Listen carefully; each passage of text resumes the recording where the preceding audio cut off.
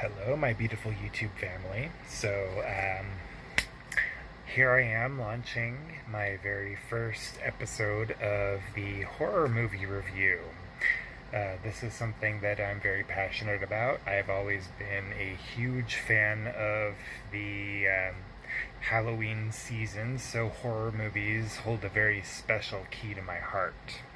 This very first episode here, I am going to be starting with the slasher subgenre. And what better movie to start with than the original Texas Chainsaw Massacre of 1974, directed by Tobe Hooper, starring Marilyn Burns as Sally, Alan Danziger as Jerry, William Vale as Kirk, uh, Gunnar Hansen as Leatherface, and Paul Partain as Franklin. Buckle up and let's get this show on the road. So, let's get into the nitty gritty of the movie here. This will include some spoilers for those who've not seen it.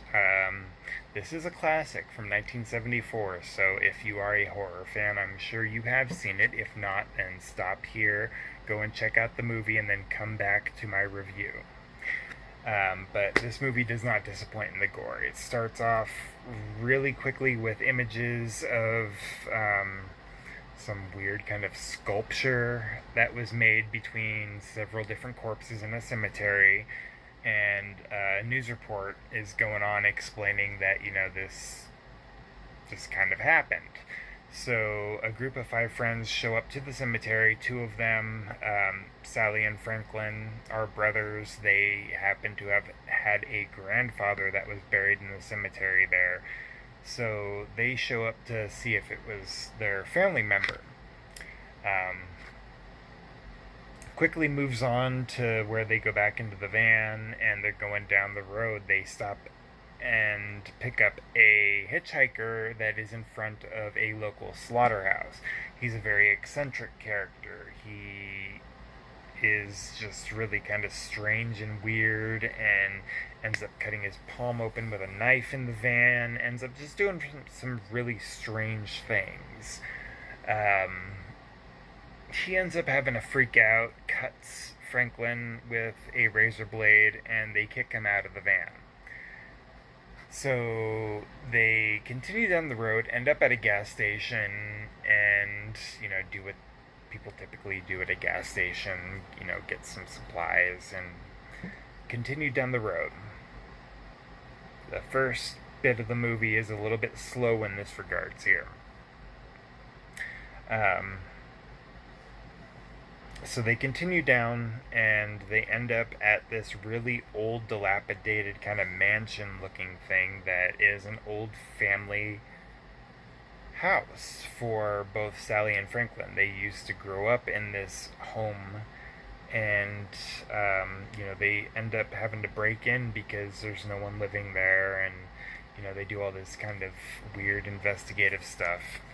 So 2 of the main characters, well, they're not necessarily main because they don't last for very long, but Kirk and Pam, they continue and they decide that they're going to go exterior and explore beyond, where they come upon this other home that seems pretty abandoned. There are some cars parked out front, but when they knock, no one answers. So Pam is kind of exploring on the background. Kirk opens up the door, which I need to ask, when did it become socially acceptable to just walk into a strange home? But he does that, and he discovers some weird kind of like cow skulls and some weird stuff, and he ends up getting binked in the head by Leatherface, and he's killed by a sledgehammer. So while he is getting disposed of, Pam decides, hey, this is kind of strange. My boyfriend Kirk has kind of disappeared, so she kind of goes up and ventures inside this home as well, where she gets captured by Leatherface, stuck up on a meat hook, and chopped up with a chainsaw. So this leaves Sally, Jerry, and Franklin by themselves back at this original location where they stopped. Jerry's talking about, hey, Pam and Kirk, they've been gone for a while. I'm going to go find them. Sally's like, let me go with you. He's like, no, no, no, I'm going to go by myself. It's okay, you stay here with your brother. So he goes off, Jerry, and similarly, he discovers this home that is quite adjacent to them, and he just goes on inside, which again, when did it become socially acceptable to just walk inside someone's home? He gets murked, and it quickly transitions to nighttime. So Sally and Franklin, they're just like, well, we need to go and find Jerry. Screw Kirk and Pam, but they're concerned about Jerry. So she's like wheeling Franklin around because he's in a wheelchair, which, no judgments, but, the character is in a wheelchair, so she's wheeling him through this very dense wooded area trying to find where Jerry, Pam, and Kirk went, even though they only mentioned Jerry at this point. And Leatherface jumps out and just starts hacking Franklin up to pieces with his chainsaw.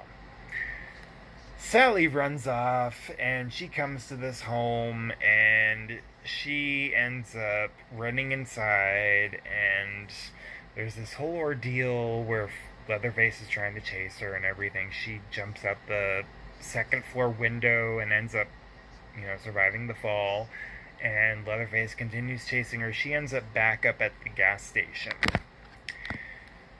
So she's all banging on the door like, let me in, let me in. So she gets inside, and dude is like, yeah, there's no one out here. And she's all chilling and notices that there is a human body cooking in the furnace. Oops. Well, by the time she realizes what's going on, the owner of the gas station comes back inside and literally knocks her out with a broom. Yes, a broom.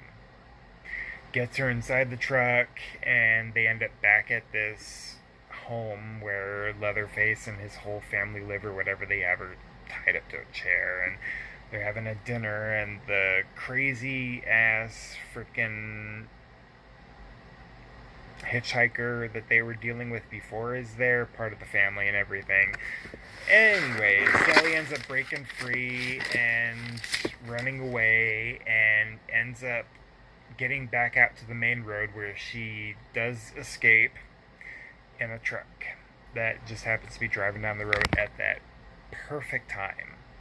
So overall, she gets away, and that's where the end credits start rolling in the movie.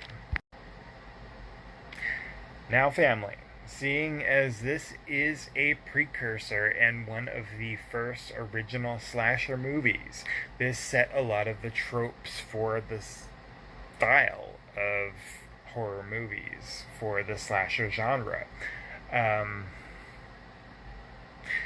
In my modern day kind of view, I would rate this a lot lower, but because this set a lot of the tropes for the slasher genre, I am still going to rate this a 9 out of a 10. This movie made me irrationally angry because I'm sitting there and I'm just like, oh my gosh. All of these mistakes that the, scream queen of the series is making in this movie, just, it set a lot of those expectations for the genre.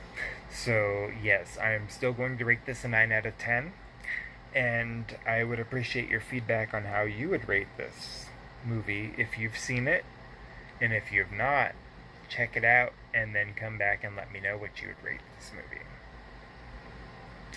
I hope you have a blessed day.